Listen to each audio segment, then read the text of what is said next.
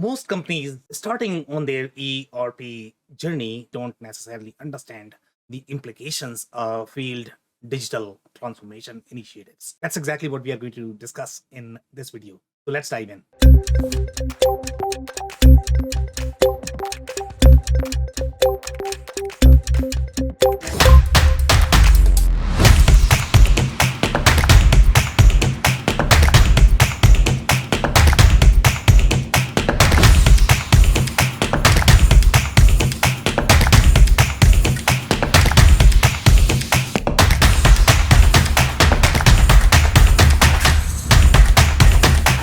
Hello everyone, my name is Sam Gupta. I am principal at Elevate IQ. Elevate IQ is the independent ERP and digital transformation consulting firm. We help companies when they are getting ready for the digital transformation initiatives, starting from the strategy phase all the way to making sure their implementation is going to be successful. On that note, let's dive in to today's topic, which is going to be the top 10 implications of field digital transformation in 2023. In most companies, when they are starting for the first time, they don't necessarily appreciate the amount of effort that is going to be required with the ERP implementation or digital transformation initiatives. They might not involve the users from the day one. They might not appreciate why the process documentation is going to be necessary. They might not understand how much expertise is going to be required in doing the process documentation. They might hire interns, and this is going to be a journey. And typically, there are going to be many different implications of each of the decision that they are going to make. So now let's look at the list.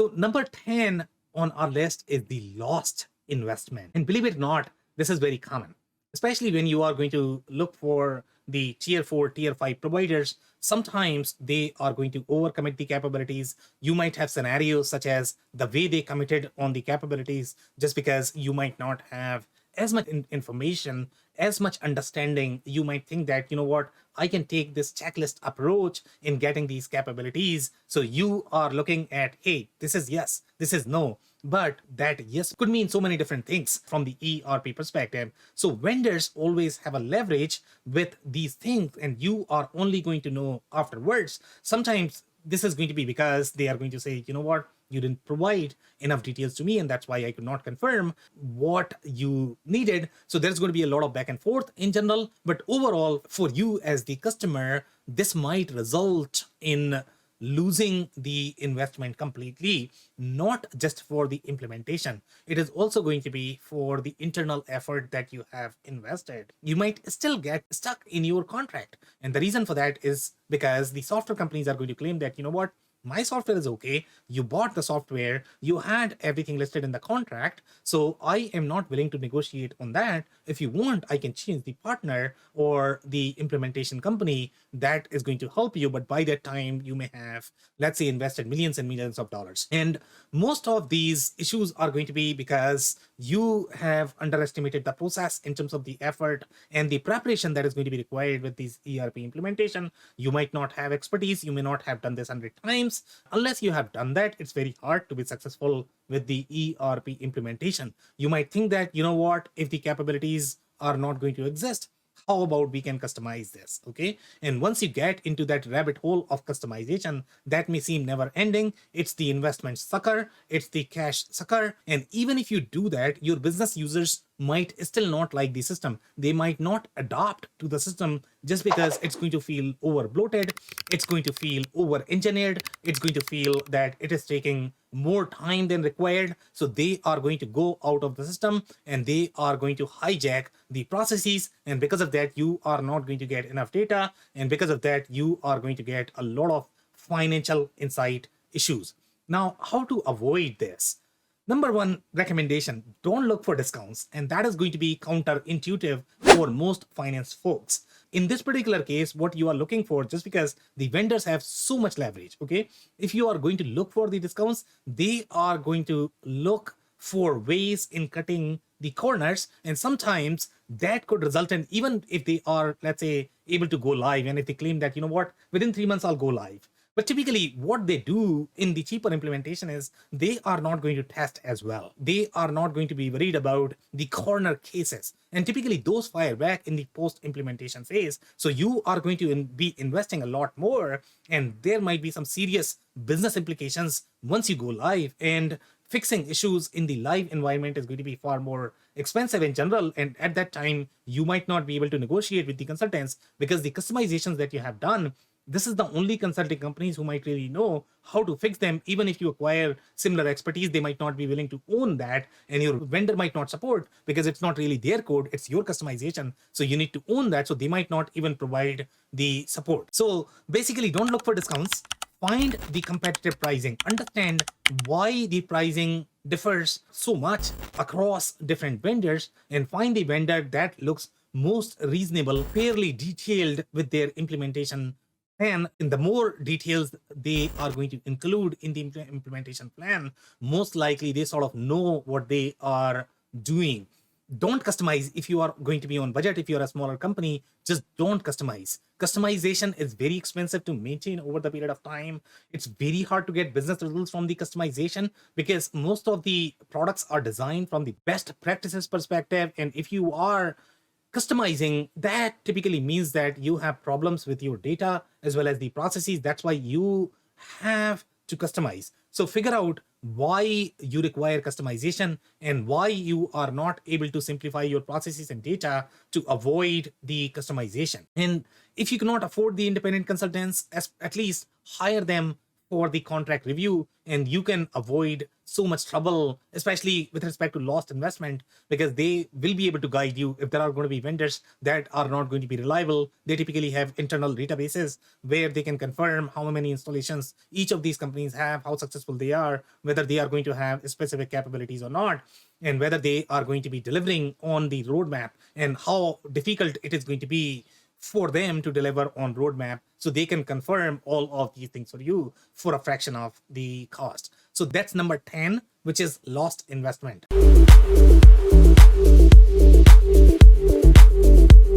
Now, number 9 on our list is inferior customer experience.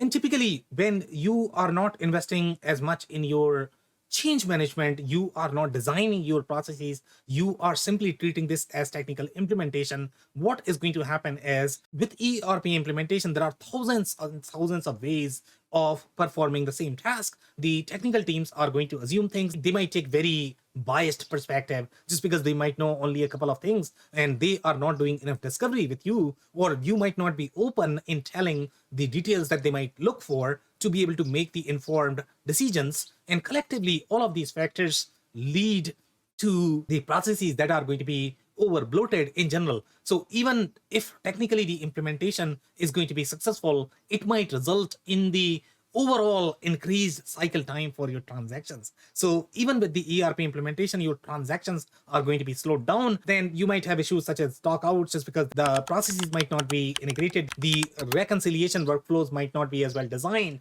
And because of that, you might have a lot of inventory and supply chain issues, and they all lead to customer experience problems. The cause for this particular implication is going to be not drawing the as is and to be states, and as is and to be state also require much deeper expertise. You need somebody who has seen a lot of implementations so that they can guide you in terms of how to simplify your processes, how to restructure, redesign, re-engineer your processes.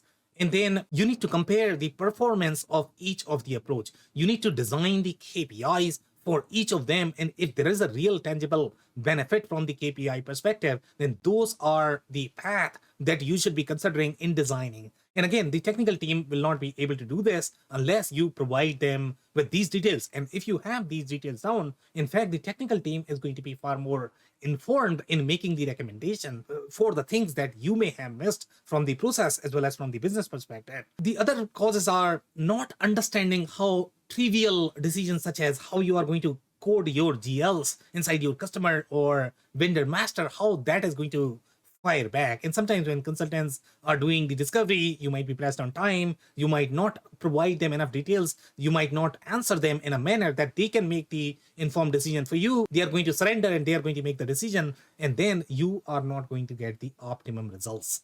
So that is also the cause. Now, how to avoid this particular issue? If you have any genuine concerns from your customer service team, make sure you understand them, make sure you document them, make sure there is a clear alignment. The more you are going to be documenting the processes, identify as is and to be KPIs, follow out of the box processes as much as possible.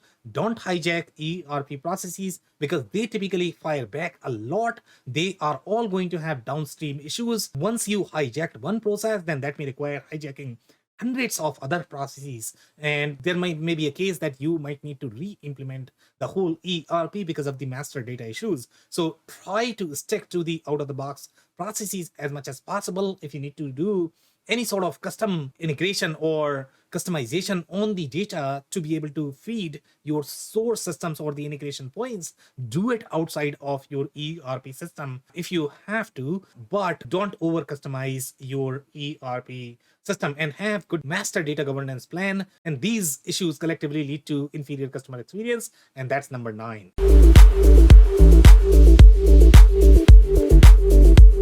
Now, the number 8 on our list is the cybersecurity and the data loss issues. And this issue is typically going to be relevant when you are going to be either over customizing or your ERP system is going to be hosted on tier 4, tier 5 data center, or you are working with a tier 4, tier 5 vendor and you don't really understand how their code is deployed, how it is architected, whether they have decent R&D amount to be able to afford the security architects that you are going to be needing to design the product. And the data issues are also going to be there if they don't have really good data hygiene inside the product. Not from your perspective, from your perspective also it is going to matter, but overall from their perspective as well, how they are keeping your data in their premises, in their system, is also going to matter.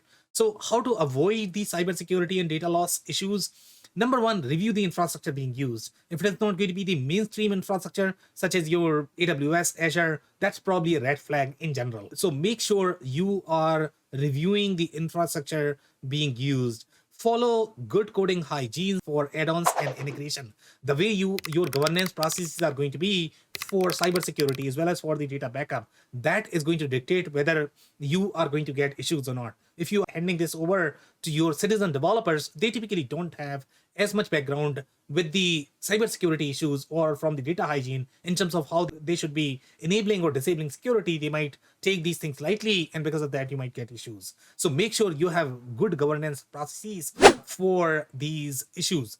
Now, check backup policies of your cloud providers and how they are backing up the data, and if that data set is going to be available to you, whether that is going to be in the consumable fashion or not. And even if it is going to be in the consumable fashion, how long is it going to take for you to get up and running once you get that data set? Have standardized roles and that are going to be maintainable. If you have a lot of users, in general, the user security governance, if you don't have a seasoned IT professional who is really managing your ERP instance, typically what is going to happen is everybody is going to be creating the users. They might enable or disable any sort of security, and typically that leaves a lot of different security loopholes from the application access perspective as well as from the user access perspective. So what you need to make sure is you need to design 4 or 5 different roles, and anytime you are going to be needing the change, you might want to have a little COE, which is going to be at least 2 or 3 seasoned members that are going to be part of it,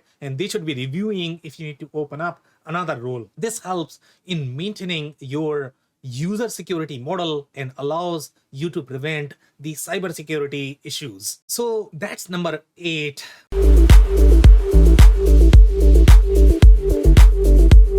Now, number 7 on our list is the key employee attrition. And most of the time, when you are going to have a failed implementation, that always results in the increased workload.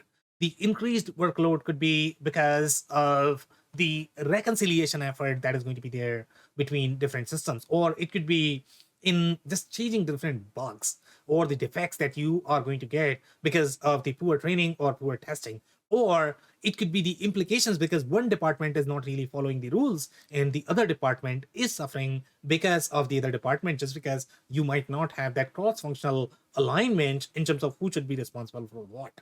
So because of this, your executives that might have other opportunities, they simply are going to move on. So how to avoid? Involve employees from day one, consider their feedback, coach them in terms of why the centralized data model, centralized information model is going to be critical, where they might have control in tweaking the processes at the departmental level, but where they need to go to the central team where they have a lot more insight cross-functionally when their action is going to have impact on the other department. Don't micromanage as a leader. Try to enable your process owners. Try to explain them. Try to explain the rationale why you are making these decisions and why it is going to be important to meet the organizational mission as well as vision. Invest in the discovery process and seek feedback from users. And if you miss this step, most likely there is going to be a lot of frustration among users, and there are going to be some employees that are going to leave, especially if you are going to experience any sort of disruptions in your digital transformation initiatives. Now, take implementation seriously with the focus on testing and training. If you don't take implementation seriously, if you are not going to be listening to your consultants, if they don't feel that you are workable, then most likely they are going to take shortcuts just because they don't have enough information to be able to make informed decision for you, and most likely you are going to have disruption, and that typically lead to your key employee attrition. So that's number 7.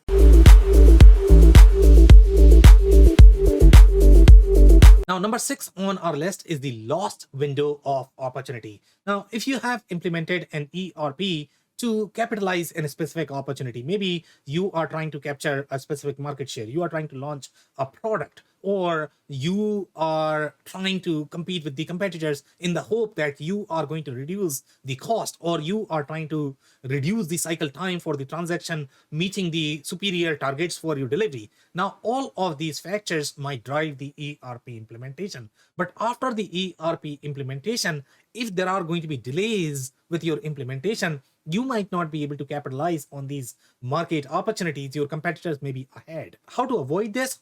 Have realistic expectations from the team. Ask them how long is it really going to take, and if they are taking any sort of shortcut, most of the time if you are going to press them a lot, they might be afraid of being honest because the project may not move forward. So you really need to be realistic with the expectations. You need to cross check with the similar implementation or similar companies how long they took for the implementation and take an average. Don't just go by the minimum amount of time for the implementation. Keep digging until the scope is relatively known.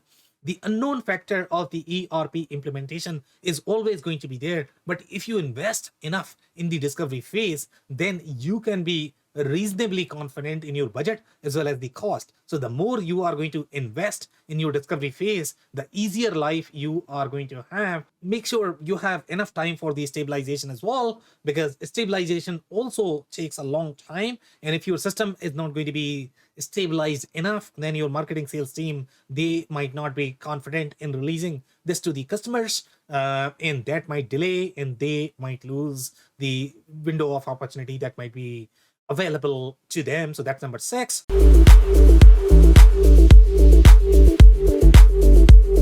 Now, number 5 on our list is the brand reputation. Anytime you are going to have disruption, if the customers or vendors are going to be impacted, and if there is any sort of media release or the press release because of these things, then you might have permanent negative connotation to your brand. The customers might not be confident in working with you. Some customers or vendor might disassociate with you. So brand reputation is always going to be a factor or the implication if your disruptions are going to be major. Now, how to avoid the brand reputation issues? Analyze the impact of each disruption, how bad the disruption is going to be. And you cannot do this unless you are going to have detailed processes as well as data to be able to trace each of the processes as well as the potential for disruption. And you need to have a good risk register, the risks that your either technical team or business users, they are identifying as part of the process. You need to register that, and you need to understand, okay, what is the implication?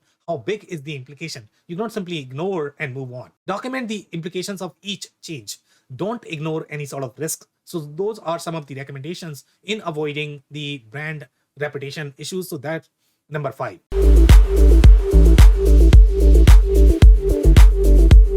Now, number 4 on our list is lost key customer partners or vendors. Now, because of the disruptions in your digital transformation implementation, if you are going to be impacting your vendor processes, for example, let's say if you are not able to receive the goods timely in your warehouse just because your ERP system is going to be down for, let's say, next 7 days or for a month, then you are going to be impacting the customers and vendors, and these customers or vendors might move on. These issues happen just because your physical or digital layout may not be aligned.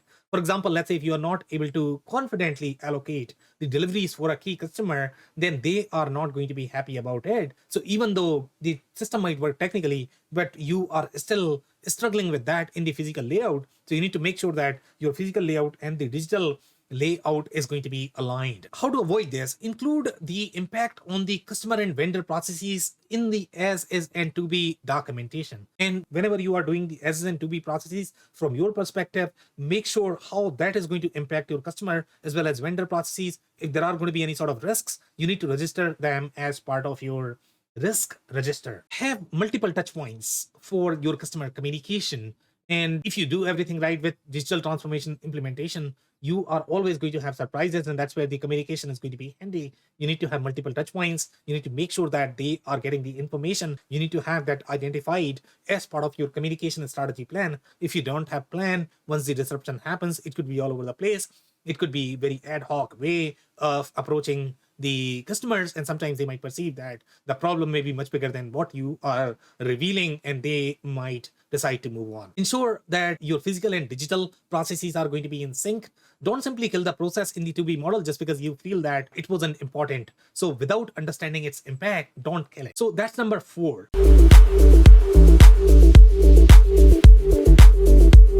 Now, number 3 on our list is the regulatory penalties and lawsuits. And believe it or not, there are always going to be regulatory penalties, and sometimes the issue could be as easy as, let's say, if you're not able to file your payroll or the financial data timely, and you might be penalized because of that. And all of this could be because of the disruptions. So some of the issues that are there around this particular implication, unreliable vendors may have some of the unproven features. So if you have the tier 2, tier 4 or tier 5 system, and they might not necessarily have the features that are tested, they might take forever to be able to test, to be able to build these features, and that might be an issue. So how to avoid this? Buy proven systems. Don't over engineer. Have a clear separation of concern for integration logic as well as the packaged software. The more boundaries you are going to have, the easier it is going to be to isolate the issues, to be able to debug, to be able to work with the vendors why the issue is there. The easier it is going to be to fix. And keep a good log of customization, because that is not only going to help your developers, but overall from the long-term health of the implementation, this is going to be very helpful. So that's number 3.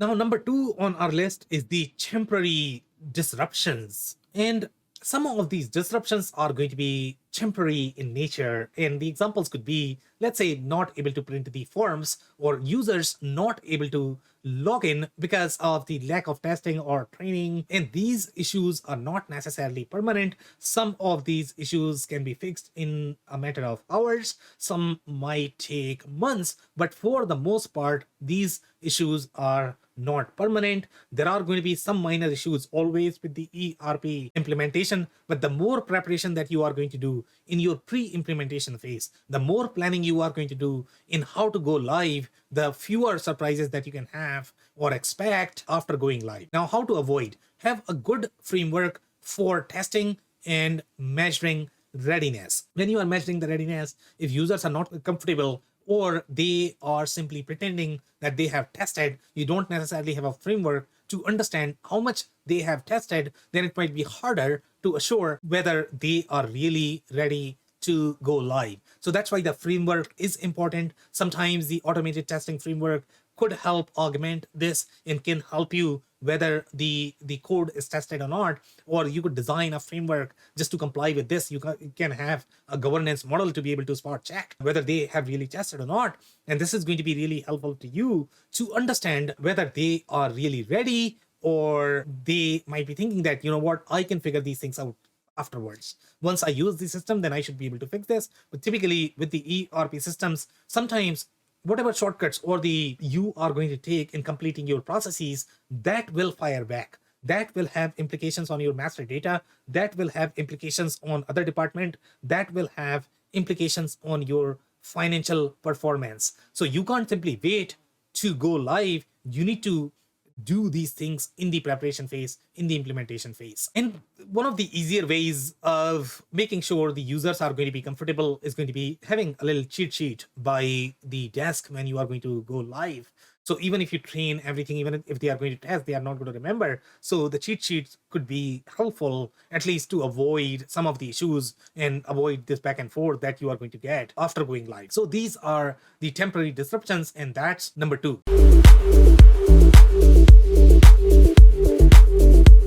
Now, number 1 on our list is the increased permanent work. And these are not temporary issues. These are going to be permanent issues because of the poor design of the systems, poor design of your data model, the poor communication between different systems. And because of that, you are going to get increased amount of effort. Some of the examples could be, let's say, the way you are going to design your sub accounts. If you are going to require sub accounts on each of the transaction, that typically increases the amount of workload that you are going to have with each of the transaction. Or it could be because you designed your processes from the front end perspective, you didn't pay attention to your back end processes, and now you are going to get a lot more variances. So the workload for your finance department is going to increase. So these are some of the permanent issues that cannot be fixed by your technical team because they have designed the system. Master data was designed in such a way, or the integration architecture was designed in such a way to have this. So this is really a design flaw, but there might be some shortcuts around this, but for the most part,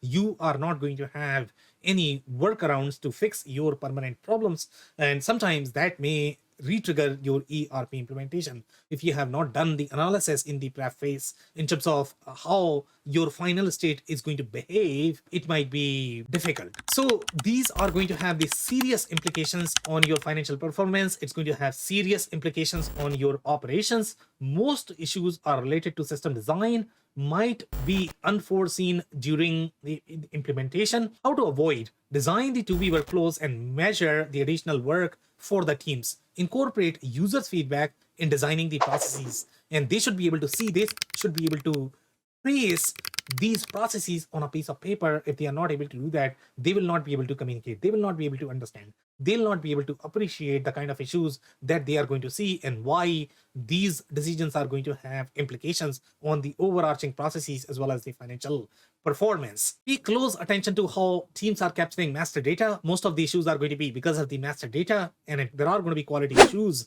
with that, then you are most likely going to have challenges. Don't ignore integrations and implications on the operational processes. So those are some of the recommendations to avoid the increased permanent work. So that's it for this video. If you enjoyed this video, we are also going to include a detailed article with this video, so you may want to check that out. We also have this podcast available in the audio form if you prefer that, on Google, Spotify, as well as Apple. So check that and hit the subscribe button if you like. We publish these videos on a weekly basis on YouTube, so you might want to hit the subscribe button. If you have not checked our digital transformation report for 2023, we are going to include the link, so you may want to check that. On that note, thanks for tuning in. I'll see you in the next one.